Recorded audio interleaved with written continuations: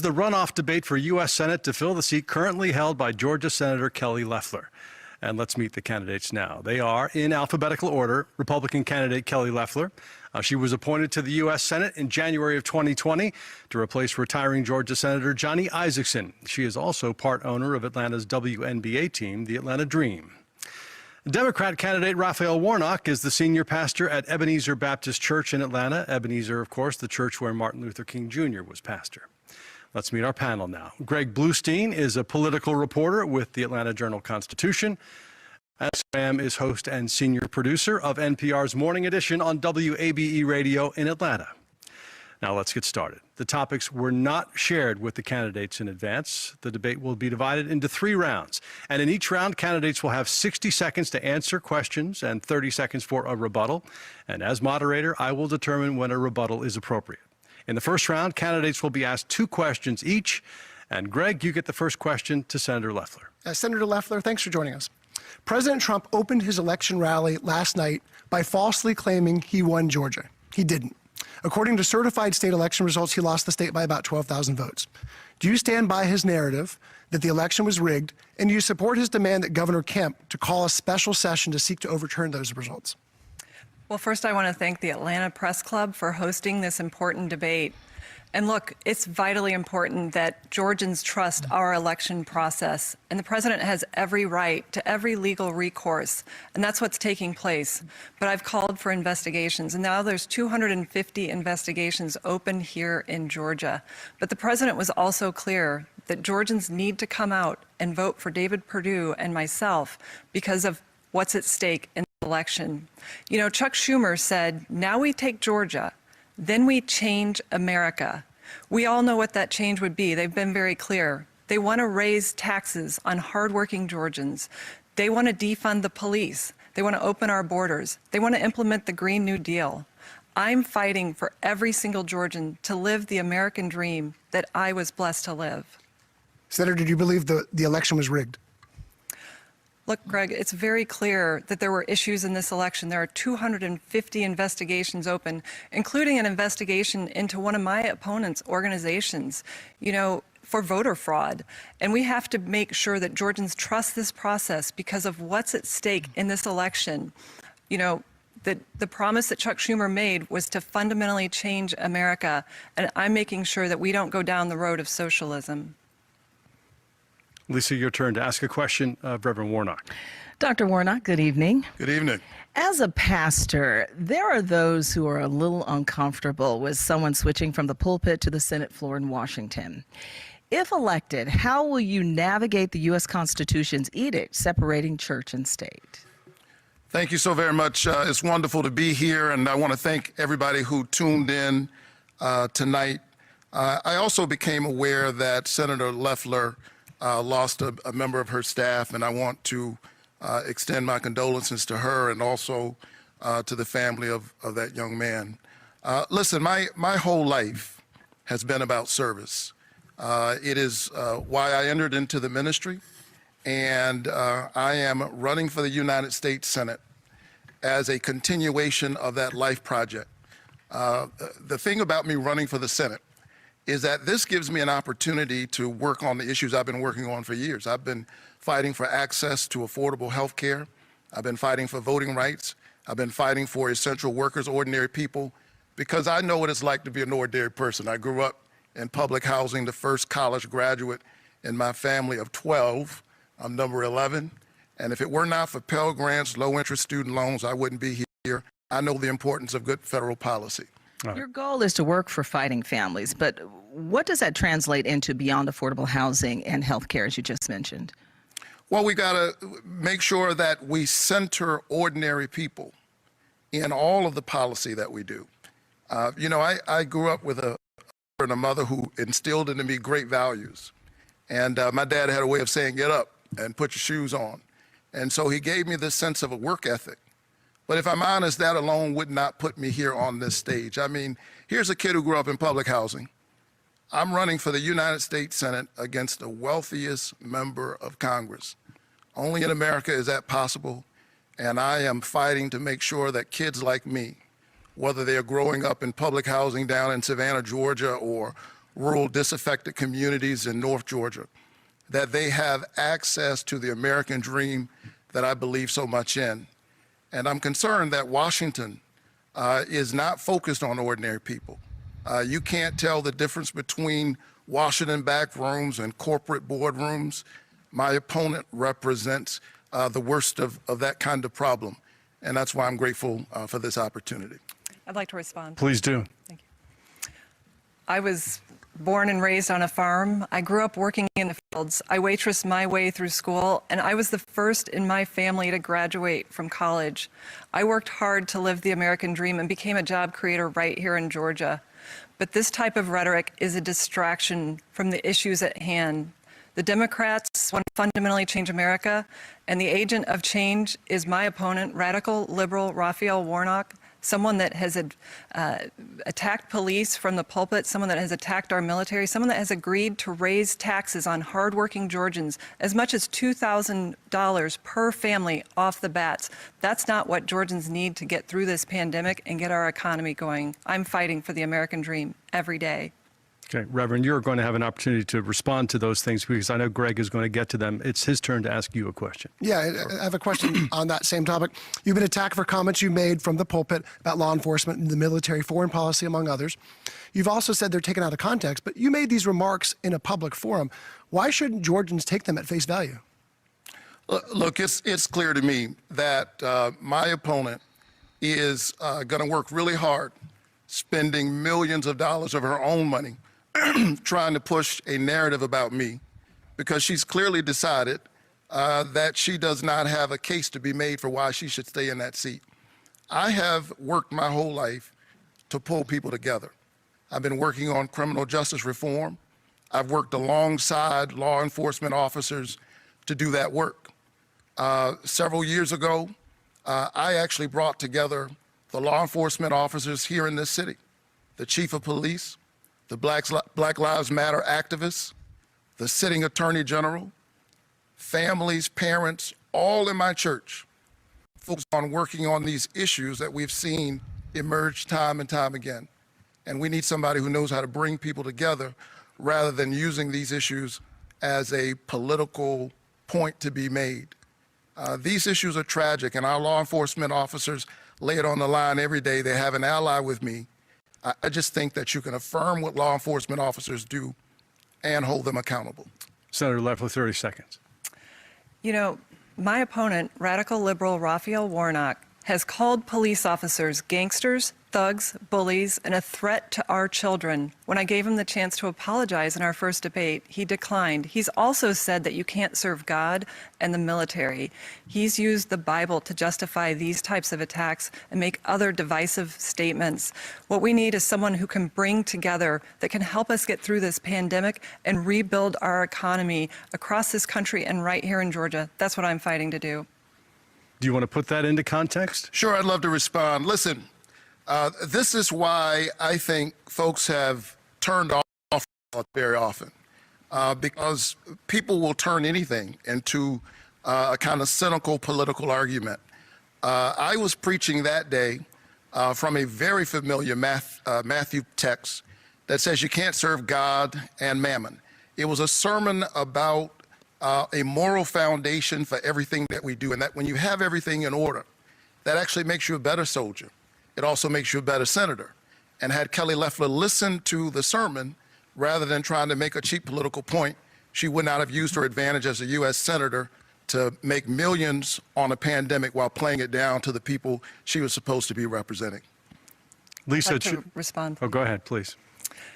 You know, I'm a Christian. I'm a person of deep faith. I don't need a lecture from someone who has used the Bible to not only justify attacking our military. That's not in Matthew 6:24. It doesn't say you can't serve the military and God. But he's also used the Bible to justify abortion. I cannot stand by and let Georgians not know who my opponent is, how radical his views are, and how he would fundamentally change our country. He's out of step with Georgia's values. All right. In the second round, you'll get a chance to ask questions of each other. Lisa has one last question here for Senator Loeffler. Senator Loeffler, good evening. State election official Gabriel Sterling proclaimed this has to stop. He was referring to threats against election workers, Governor Kemp, and the Secretary of State who received death threats. Sterling warned that false claims of widespread election fraud could lead to violence. He said somebody's going to get killed. At his urging, you responded by denouncing the violence, but some didn't think that was enough. So tell us tonight, what is your message to those who would threaten officials, and have you made an effort to help lower the temperature on the behalf of the Republican Party? Well, absolutely. As someone who has been the subject of threats of violence, I absolutely denounce it. But here's what's at stake. The future of our country hangs on this state having free, fair, trusted elections. We have built an organization within our campaign to make sure that Georgians trust this process. And President Trump has encouraged Georgians to get out and vote because the future of the country is at stake on January 5th. We need folks to trust the process because that's what makes our democracy possible right here. We've got to get to the bottom of these investigations that have started too late. There's 250 investigations, including into Raphael Warnock's voter registration organization for the second time for trying to register voters in New York. That doesn't represent the voice of Georgia. I'm going to fight to make sure that we hold officials accountable for carrying out free, fair, trusted elections that are accurate. Reverend, I want to ask you about this election. Much has been made of President Trump's refusal to concede, but 2 years ago, Stacey Abrams refused to concede the governor's race, saying that there was voter suppression. Do you think there was voter suppression 2 years ago? And do you think this election has been fair? Listen, voter suppression is something that happens all across our country. It's happened here in the state of Georgia. But Stacey Abrams did not refuse to acknowledge the fact that her opponent was the governor. Here we are several weeks after the election, and Kelly Loeffler continues to cast doubt on an American democratic election. It's time to put this behind us and get focused on the concerns of ordinary people. While she's playing political games, trying to represent somebody who doesn't live in Georgia, Georgians are wondering when are they going to get some COVID-19 relief. They're wondering who is going to put small businesses in front of the large corporate giants. And they're wondering when are we going to call the people, give the people we call essential workers an essential wage. I want to go to the United States Senate to stand up for ordinary people. And when politicians aren't satisfied with the voters, they try to pick their voters. And that's what's going on right now. May I respond? Please. Radical liberal Raphael Warnock has partnered with Stacey Abrams in these voter suppression conspiracies when, in fact, we have record turnout in our state year after year.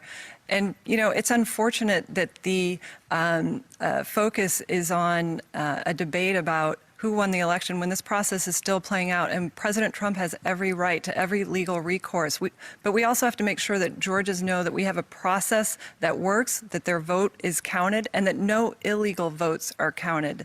And that's what I'm going to continue to fight for, to make sure that Georgians know everything is at stake in this election, the future of our country, not just the radical ideas of the left, but the radical candidates who would defund the police, who would stand by and attack our military and then withdraw funds that would support Chuck Schumer's defunding of our military by 25%. And I'm going to continue to make sure that we come back from this virus strong. I'm the only candidate qualified to help rebuild our economy and get past this pandemic. All right. We want to get to the point where you can ask each other questions. That does conclude the first portion of this debate. For people just tuning in, you're watching the runoff debate for one of Georgia's 2 U.S. Senate seats. We move now to the second round, where the candidates will ask each other a question. Candidates have 30 seconds to ask a question, 30 seconds to respond to their opponent's answer. Reverend Warnock, you get the first question to Senator Loeffler. Thank you so much. Senator Loeffler, when you received the private briefing regarding the coronavirus pandemic, you dumped millions of dollars of stock in order to protect your own investments. And then weeks later, when there came an opportunity to give ordinary Georgians an extra $600 of relief, you said you saw no need and called it counterproductive. Why do you think it's counterproductive to help ordinary Georgians in the middle of a pandemic? Well, thank you for that question because I've been completely exonerated. Those are lies perpetrated by the left-wing media and Democrats to distract from their radical agenda. Since I got to the Senate, I've worked hard to deliver relief to Georgians during this pandemic, and I'm continuing to do that.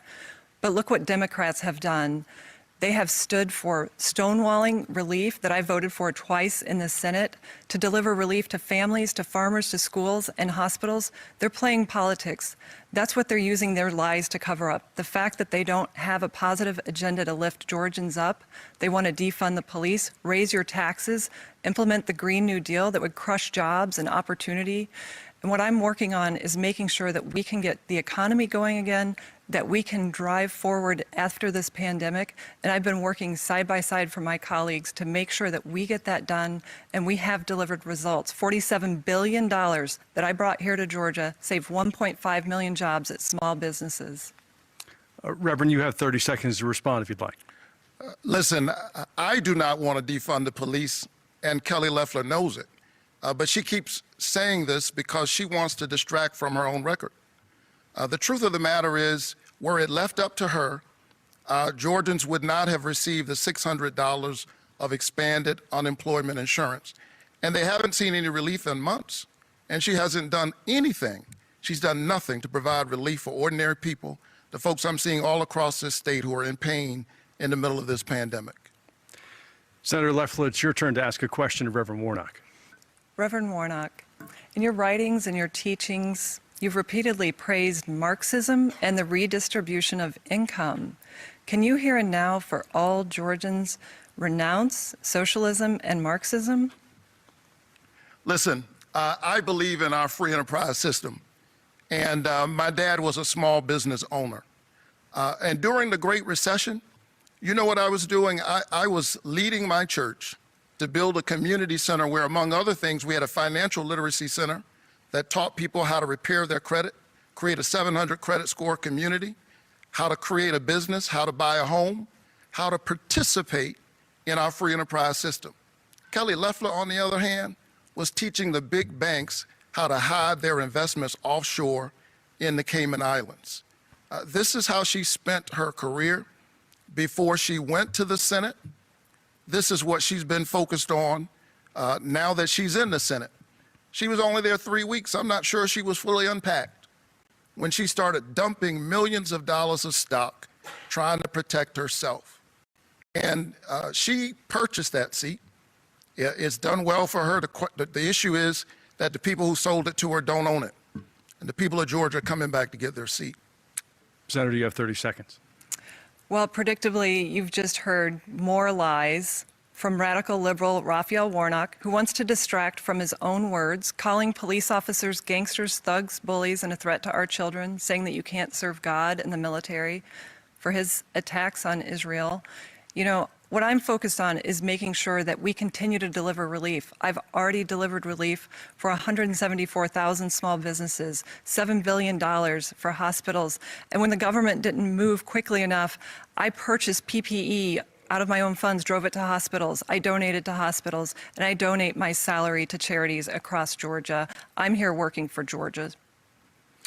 Reverend Warnock, your turn to ask a second question of the senator. Yeah, my question is pretty simple. Yes or no, Senator Loeffler, did Donald Trump lose the recent presidential election? You know, President Trump has every right to use every legal recourse available. In our own state, we've seen time and again that we have investigations that need to be completed. In fact, we've run 2 audits, and those audits discovered thousands of ballots across several counties here in Georgia that were not counted. I've called for a signature audit. We need to hold folks accountable involved in these investigations to make sure that they move more quickly, because everything's at stake on January 5th for the future of our country. If the Democrats win, they will defund the police. They'll keep our country locked down. They want more lockdowns. They'll raise your taxes in the middle of a pandemic. And they'll continue to keep the borders open and support taxpayer funding for illegal immigrant health care. And they'll defund our military by 25%. My opponent, radical liberal Raphael Warnock, would be a rubber stamp for Chuck Schumer because he's bought and paid for by tens of millions of dollars from out of state, dark liberal money from Chuck Schumer. Reverend Warnock, 30 seconds. You know, I've been moving all across this state, especially going to rural areas. And when I go to these small towns, they're surprised that I'm there. I'm surprised that they're surprised they haven't seen a U.S. senator. And they're wondering why their hospitals are closing, why Kelly Loeffler doesn't think it's a good idea to make sure that they have health care in the middle of a pandemic. We refuse to expand Medicaid in the state. 9 of our hospitals are closing, have closed, and they're wondering who in Washington is looking out for them. Senator Loeffler, you get the final question in this. Reverend Warnock, you were arrested for obstructing police in the child abuse investigation. Can you tell me the nature of this child abuse? Why were the police called? What was your knowledge or involvement in this incident? Sure, here are the facts, and Kelly Loeffler actually knows them. I was working and trying to make sure that young people who were being questioned by law enforcement had the benefit of counsel, a lawyer, or a parent. And the law enforcement officers actually later thanked me for my cooperation and for helping them. She knows this, but the question is, why is she doing this?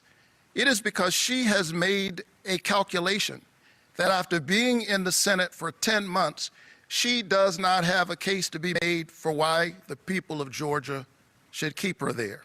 She has been focused on the same thing she's focused on her whole life, herself. During the recession, she was helping billionaires like her hide their money in the Cayman Islands. She dumped millions of dollars of stock, played it down, and then when she could help ordinary people, she didn't do it. And the people of Georgia haven't seen relief for months. And so she's spending her millions of dollars focused on me because she has no case to make for herself. I think that's sad, but that's no reason for her to keep a Senate seat. You have a rebuttal. You've just heard radical liberal Raphael Warnock lie again and not answer a question, an important question that Georgians deserve to have the answer to. Unfortunately, this is consistent with his track record of disrespecting law enforcement. Anyone in Georgia can read the police report as to what happened in this child abuse investigation at his church camp. You know, Georgians deserve answers, but they also deserve someone who respects our men and women of law enforcement. You know, he did call police officers gangsters and thugs.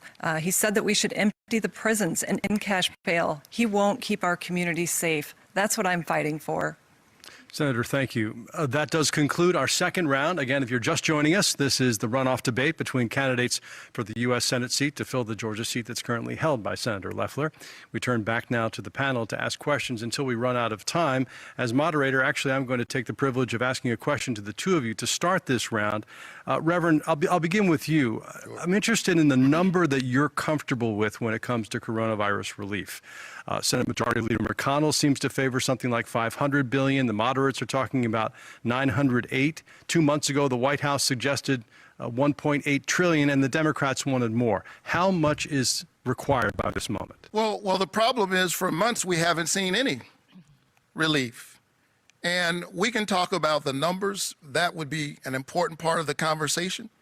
But when we saw relief, we saw the Shake Shacks of the world and Ruth's Chris and the LA Lakers at the front of the line and small businesses at the back of the line. Our frontline workers, our teachers, our police officers, our health professionals need PPE. Our workers need relief.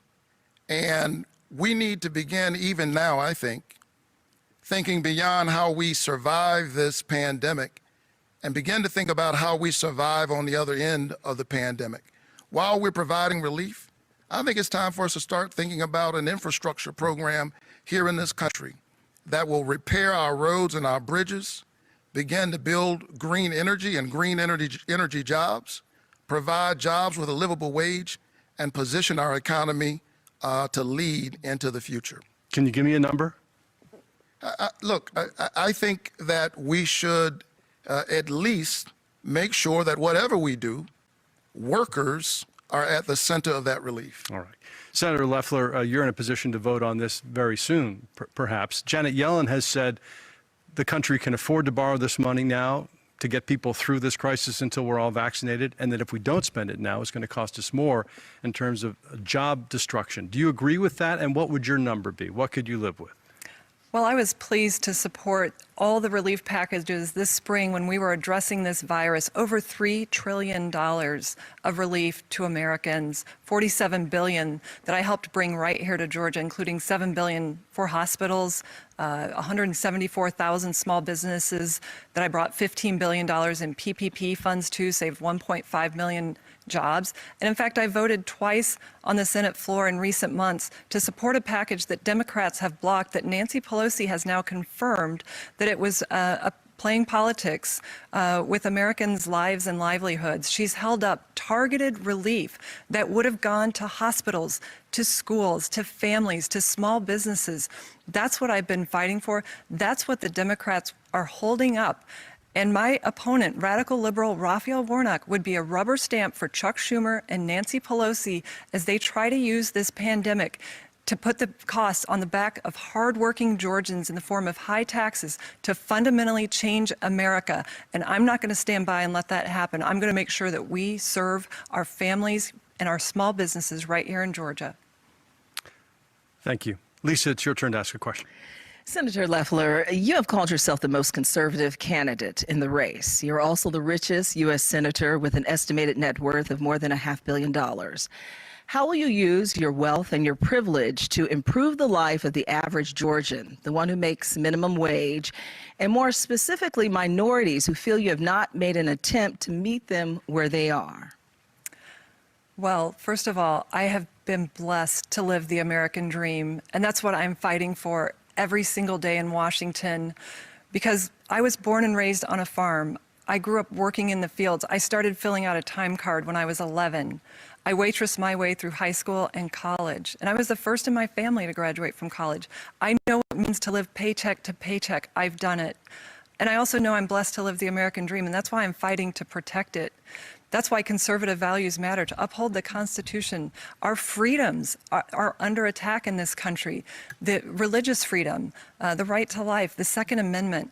And that's what helps create opportunity for all Georgians to live freely. But my opponent, radical liberal Raphael Warnock, is a socialist. He supports policies that would grow our government, bankrupt hardworking families with high taxes. The cost of the Green New Deal on every Georgian family would be $75,000, and taxes would go up $2,000 per family. That's why I'm focused on helping every single Georgian succeed. Have you reached out to minority communities to hear their issues and what they're thinking and what they're feeling? Absolutely. I have built my career based on bringing folks together to lift everyone up. That's what I've done from day one. In fact, I just introduced my prosperity plan that would bring much needed capital, access to capital, to small businesses and minority communities, because our country has failed in that area. That's one way we can help. We can also make sure that we protect school choice. The Democrats would overturn school choice, trapping children, their destiny for education within their zip code. I'm fighting to make sure that we fund school choice and support kids to live their dream, to have that education. But I'm also making sure we keep taxes low. The taxes, the Jobs Act that Raphael Warnock would overturn would raise taxes on single moms making $39,000 with 2 kids. Their taxes would go up 20%. That's not a way to help hardworking families here in Georgia succeed. Greg Bluestein, your turn to ask a question. Yeah, and this next question is for both candidates. We'll start with Reverend. Do you plan to accept a coronavirus vaccine when public health experts declare it to be safe? And if so, how do you plan to persuade the public to take it? Absolutely. When our health professionals tell us that we have a vaccine that works and is effective and safe, I will take it.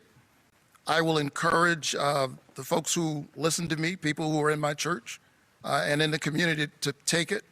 But also I will try to work hard as a senator to make sure that communities that are so often marginalized don't find themselves at the back of the line again, that they have access to the vaccine. So often they find themselves at the back of the line. and I've spent my life standing up, fighting for ordinary people. Kelly Loeffler is trying to misrepresent me because she knows that she has spent the first 10 months, all 10 months of her tenure, thinking about herself. She's the unelected senator of Georgia. She was appointed. The people of Georgia have been disappointed. And they're looking for somebody who will stand up for ordinary people. I've spent my life doing that as a citizen, and I'll do it as a U.S. Senator. You have 30 seconds to respond to that before Greg asks this question of you. You know, I have spent every single day working for Georgians. I'm 100% about Georgia. That was my calling to public service. I was blessed to live the American dream, and I want Georgians to live theirs. I was a job creator right here in Georgia. I'm the only person in this race that knows how to help Georgians. I've created jobs. He's never created a job in his life, but yet he's advocated for high taxes that would crush small businesses and families seeking that opportunity. He would take away school choice for kids who want to have that leg up. And he would play politics just as Nancy Pelosi and Chuck Schumer have done, holding up relief for political reasons. And I think that's completely wrong. Greg? Yet a reminder of the question, do you plan to accept the coronavirus vaccine if public health experts say it's safe? And if so, how do you intend to persuade the public to take it? Absolutely. I was with Vice President Pence on Friday at the CDC. I could not be more proud of what we've done this year to deliver relief, but also get cures, vaccines and therapies that are effective. And so I'm going to encourage my fellow Georgians to stay safe, to get that vaccine. And we have a great plan to prioritize those communities who need it most, and we will make sure that that's carried out.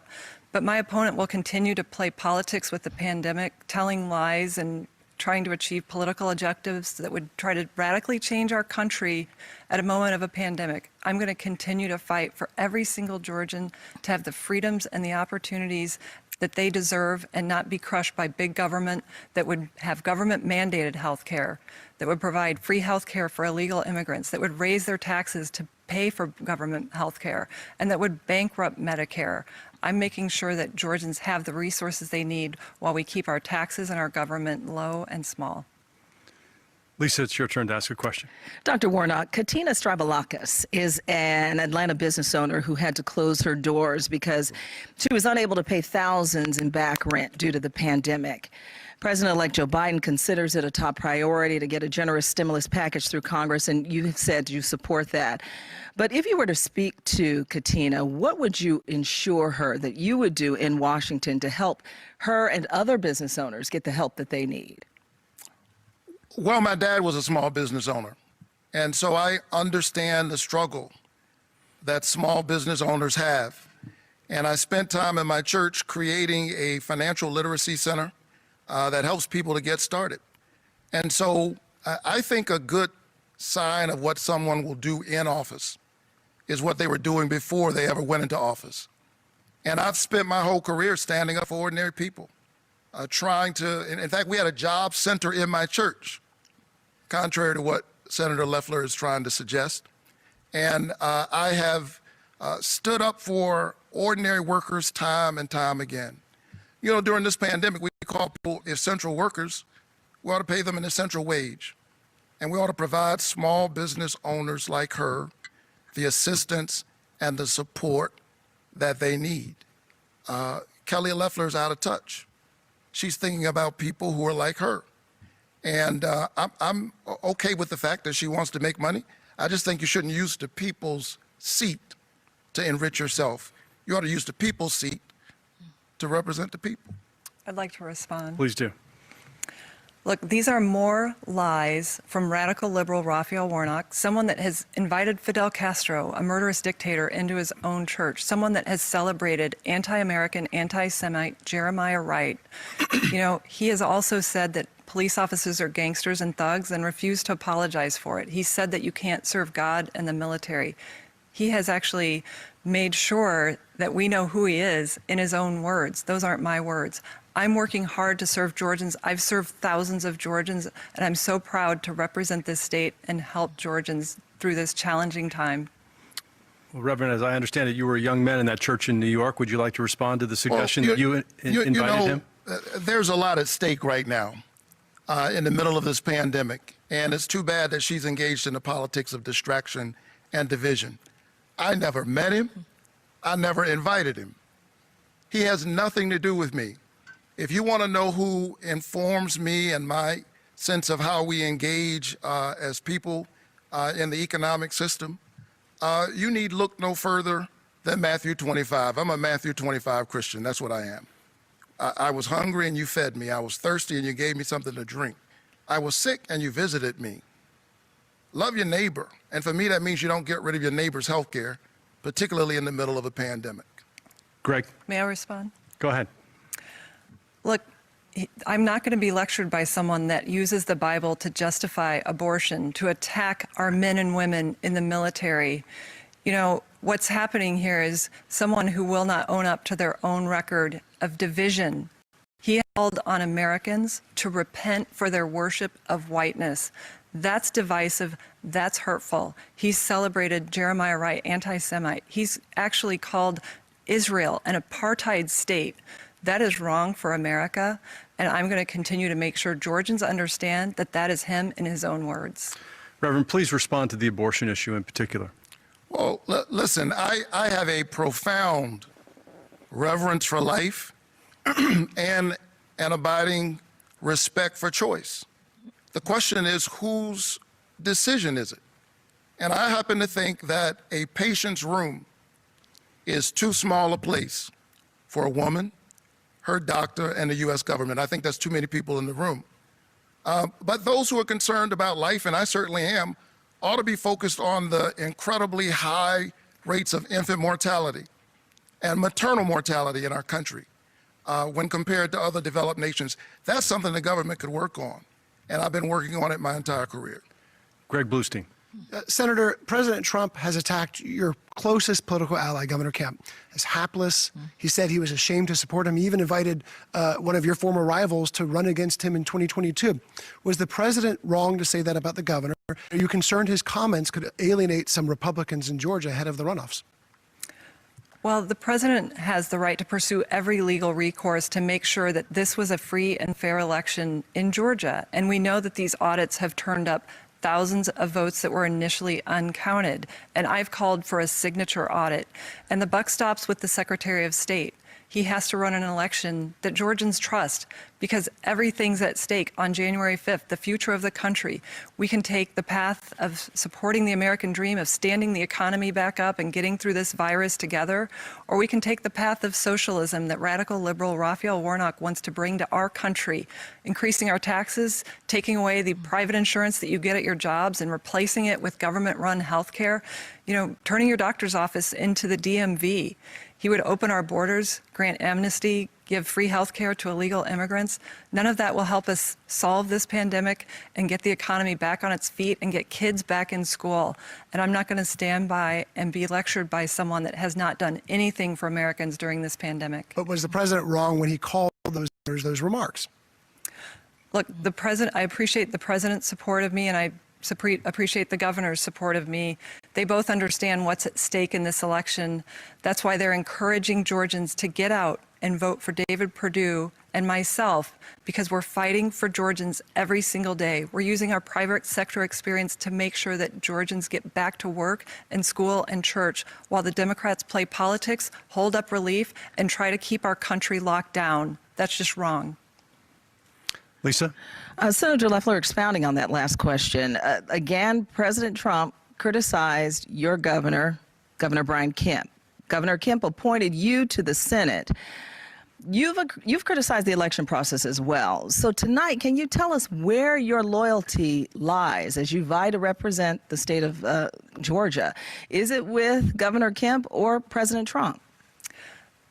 Lisa, my loyalties are with Georgia. I had a calling to public service to serve the people of Georgia. Look, I have lived the American dream. I want to make sure every Georgian can do that. From working on a farm, from waitressing, being the first in my family to graduate from college, I know that, Free enterprise is the way to lift everyone up, not socialism, not high taxes, not big government, not open borders, not the chaos of defunding the police that the left wants, not the lockdowns. I'm making sure that Georgians know what's at stake on January 5th. Our way of life right here in Georgia will radically change, as promised by Chuck Schumer. Now we take Georgia, then we change America. That's my number one focus, making sure that Georgians know what's at stake. I have served Georgians every single day. It's been my honor, and I'm going to continue to do that. Well, if everything is at stake on January 5th, that would presume that President Trump has lost. Is that what you're saying? You know, what's at stake is the Senate majority. This will determine who brings bills to the Senate floor.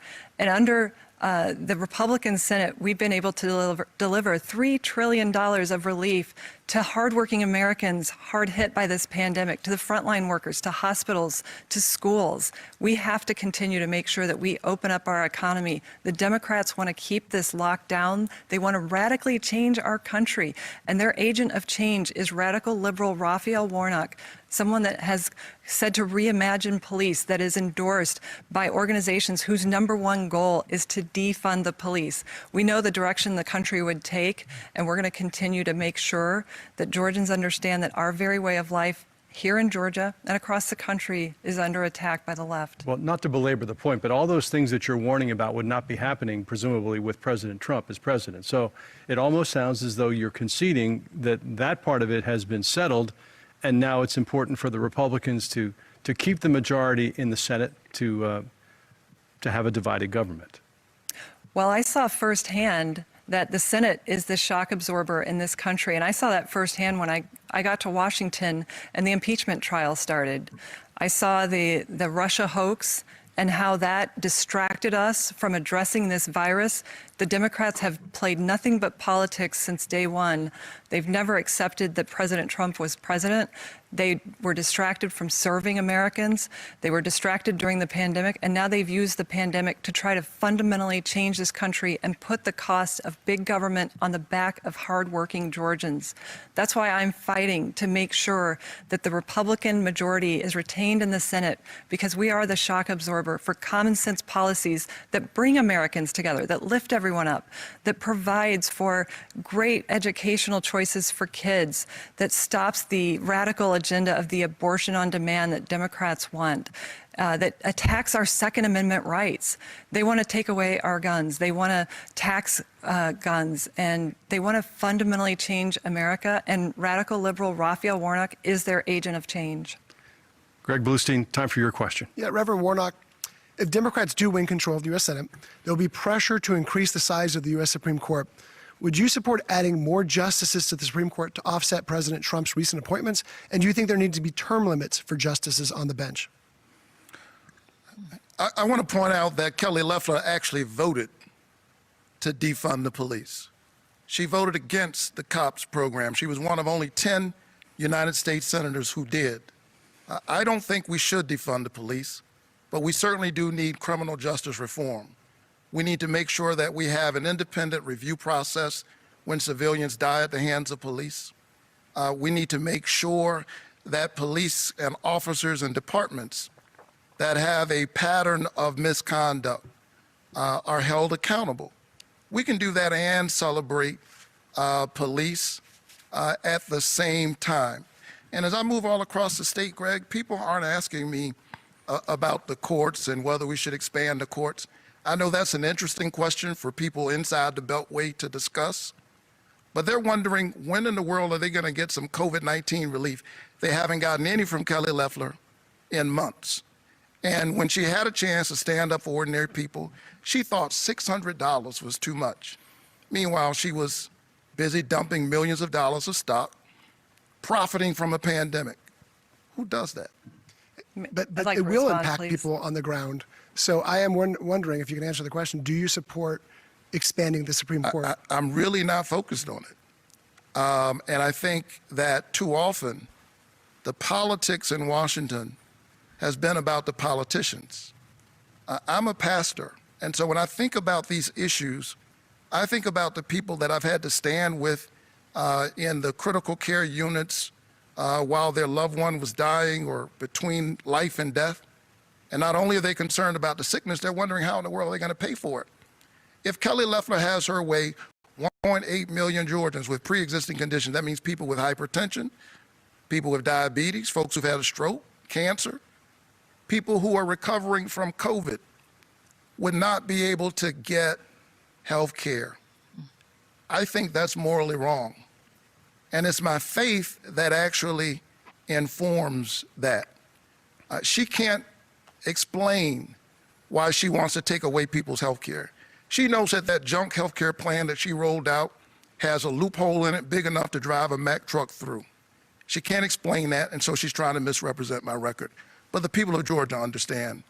They understand the truth. Senator, 30 seconds, please. Yes.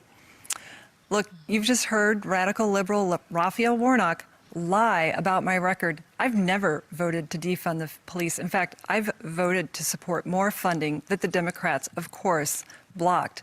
But he also is distracting from the fact that he would pack the Supreme Court. That's outrageous. Justice Ginsburg herself said 9 justices is the right number. He would pack the court with radical justices that would legislate from the bench to fundamentally override the Constitution and our laws in this country. And Georgians need to know that is wrong for Georgia and our country. Would you like 30 seconds to respond? Well, I believe in the Constitution. This is the greatest system on the planet.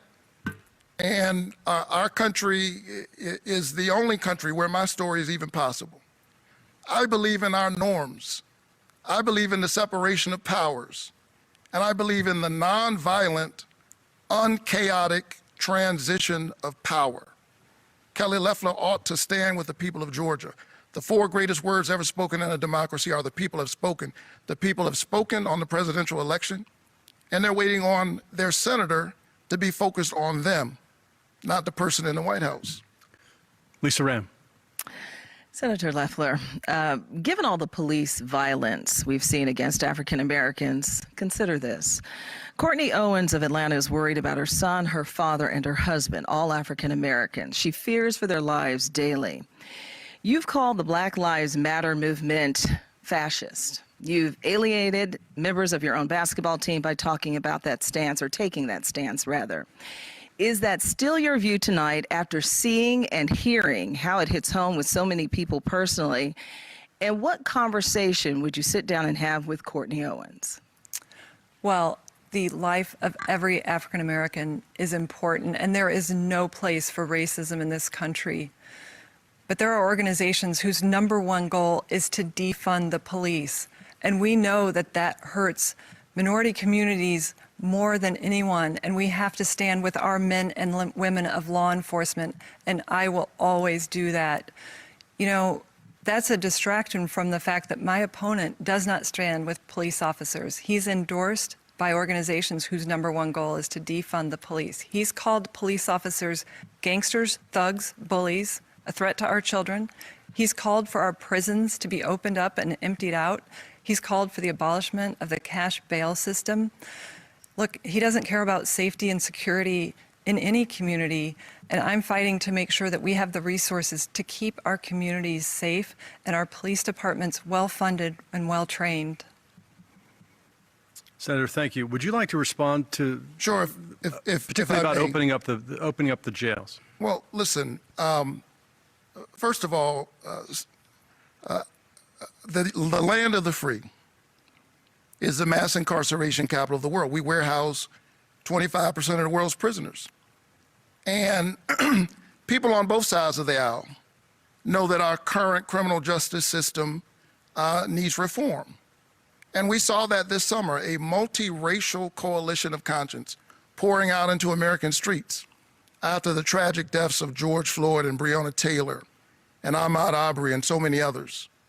And what did Kelly Loeffler do? She used her enormous privilege and power as a United States senator to pick a fight with the black women on her team who know what it's like to grow up in a community where you have to have 2 talks with your children, one about the birds and the bees and the other about what happens if you're pulled over by police officers. To acknowledge that is not to condemn police officers in general. I've worked with police across the years. I've been invited to speak at their memorial services when they have when they've lost their lives in the line of duty. And she says she is against racism and that racism has no place, but she welcomed the support of a QAnon conspiracy theorist, and she sat down with a white supremacist for an interview. I don't think she can explain that. May I respond? Let me give you a chance to respond to that, and then we'll have one last question before we get to closing statements, please. Well, that's incredibly sad, these comments that he's made. I mean, first of all, there's not a racist bone in my body. I have worked to bring communities together my entire life. But this is really terrible coming from someone who has divided people continually. He's called on Americans to repent for their worship of whiteness. He's called Israel an apartheid state and said that we should end military assistance. He's compared Israelis defending themselves against Palestinians. He's compared them to birds of prey. And he's celebrated Jeremiah Wright, an anti-American, anti-Semite. That's divisive.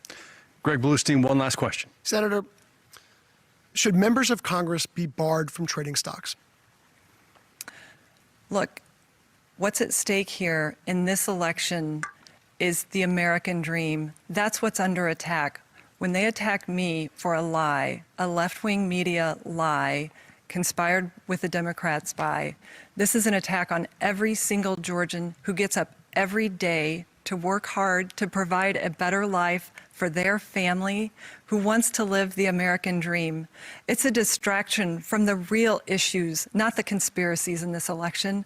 What's at stake is the future of our country, our freedoms to live the American dream, to not be taxed into bankruptcy, to not have to go onto government health care, government-run health care. They want to take away the health care that 180 million Americans rely on through their work.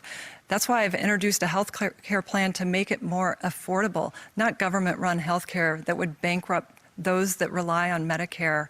And I'm going to continue to fight to keep our country free, to keep our borders secure, and make sure that our communities are safe and secure. Reverend, you have an opportunity to respond. Well, I mean, the senator can't explain why the people of Georgia should send her back to the Senate. And so she's continued to misrepresent my record. She's lied not only on me, but on Jesus. I mean, everybody's clear about what that passage is about in Matthew. You can't serve two masters. And she should have listened to the lesson. Maybe she wouldn't be so focused on herself. She'd be thinking about the people she's supposed to represent.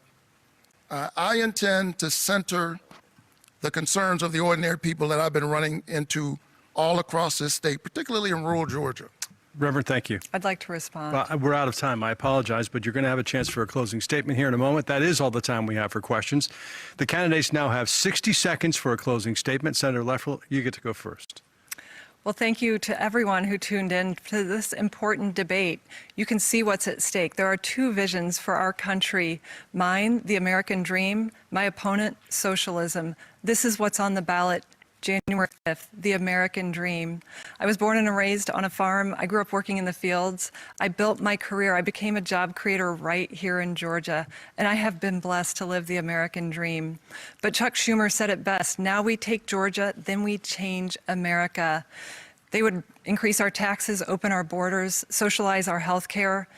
And my opponent, radical liberal Raphael Warnock, is his agent of change, someone that has falsely used the Bible to attack our military. The Bible never said that that you can't serve God and in the military. He's attacked our police officers.